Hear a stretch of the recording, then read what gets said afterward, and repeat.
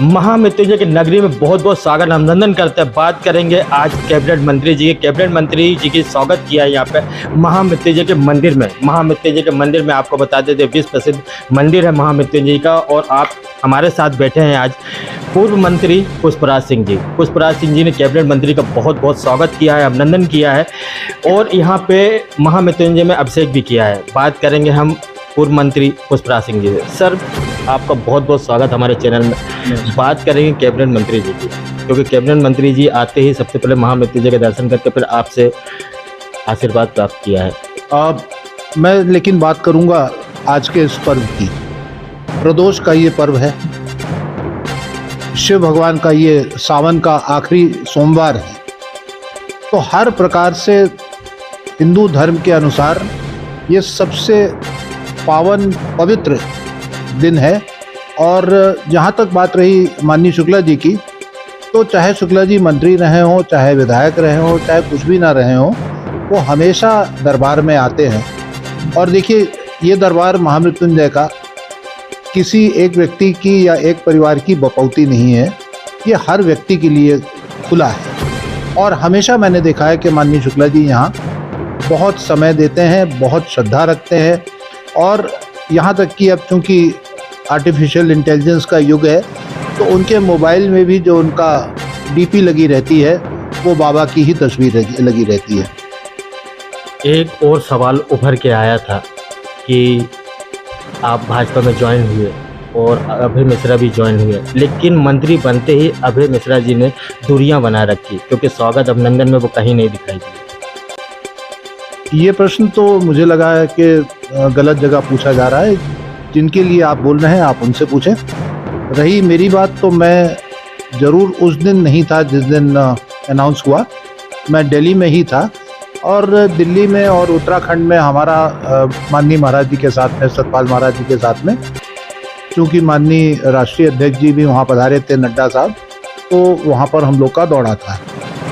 मैं वहाँ से प्रसाद लेके आया और मैंने उनको टेलीफोन करके ही कहा कि मैं आपके लिए वहाँ भी दुआ मांगने गया हूँ, आशीर्वाद मांगने गया हूँ और वहाँ से आपके लिए कुछ अच्छी ही खबर लाऊंगा।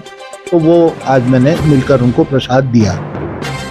सवाल ये कि मंत्री पद पुष्पराज सिंह जी भी रहे, लेकिन मंत्री पद रहते हुए भी इनको मालूम है कि मंत्री कैसे हैं, लेकिन हमारे रीवा से 45 दिन के मंत्री बने हैं राजेंद्र शुक्ला जी। इसी विषय में बात करते हैं। सर, 45 दिन के मंत्री, एक बहुत अच्छी लाइनें हैं।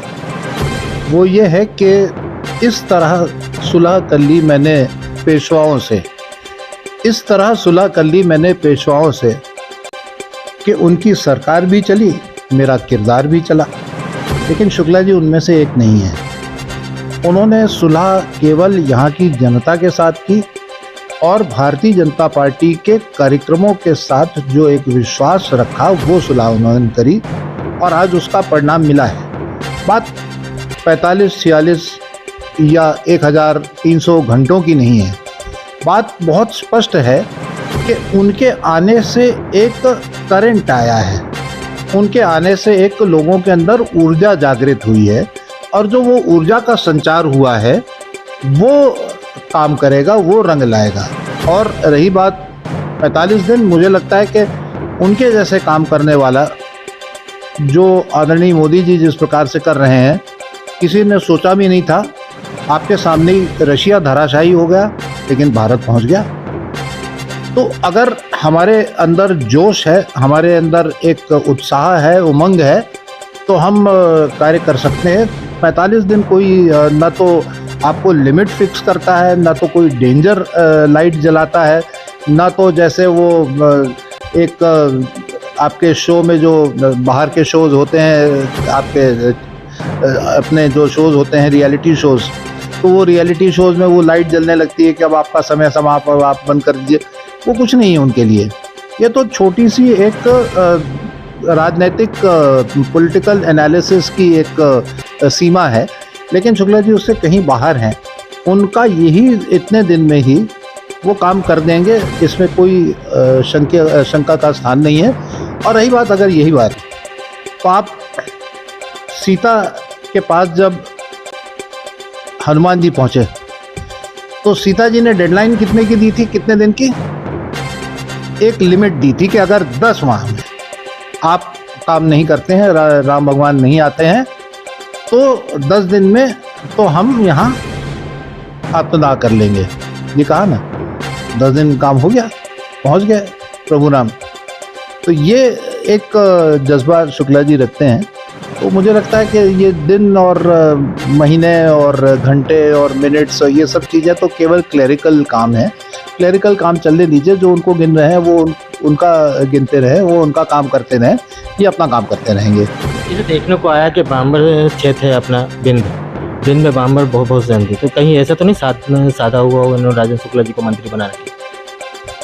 देखिए, राजेंद्र शुक्ला जी को जहाँ तक मैं जानता हूँ और जहाँ तक पूरा रीवा भी जानता है, और मुझे जहाँ तक मैं भारतीय जनता पार्टी को बहुत पहले से समझा हूँ, कोई जातिगत और ये खंड और ये इसमें रह के इन्होंने राजनीति नहीं करी है।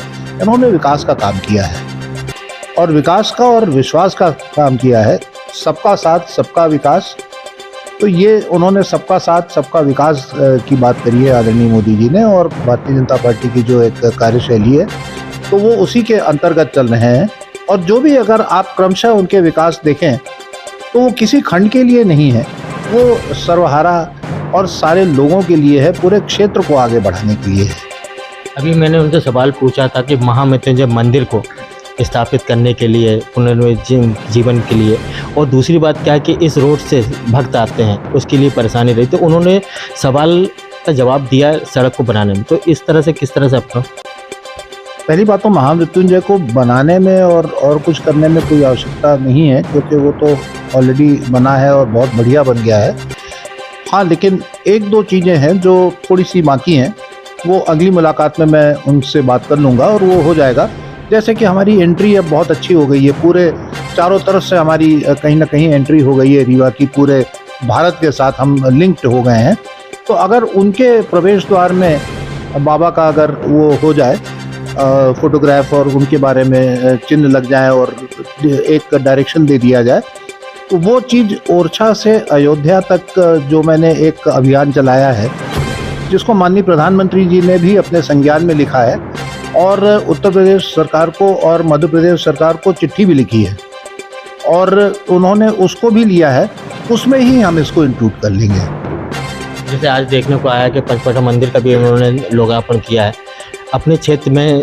जैसे कि मंदिरें हैं, जैसे काली जी का मंदिर हुआ, चरोला नाथ का मंदिर हुआ, महामृत्युंजय का मंदिर हुआ, अब शंकराचार्य जी का भी बहुत बढ़िया भव्य मंदिर बन रहा है। तो इसमें मंदिरों पे खुद वो बोल चुके हैं, और मैं भी इस बात पर दृढ़ विश्वास रखता हूँ कि मंदिर को जब हम ठीक करेंगे तो निश्चित उससे एक अच्छा मैसेज भी जाएगा, और उससे अच्छी तरंगें निकलेंगी जो विकास को एक बहुत बड़ा सहारा प्रदान करेंगी। ये थे हमारे साथ पूर्व मंत्री पुष्पराज सिंह जी। पुष्पराज सिंह जी ने साफ कहा कि मंदिर की जो स्थापना बहुत बढ़िया हुई, जो रोडें हैं उनके लिए मैं बात करूँगा। रीवा से अनिल सर।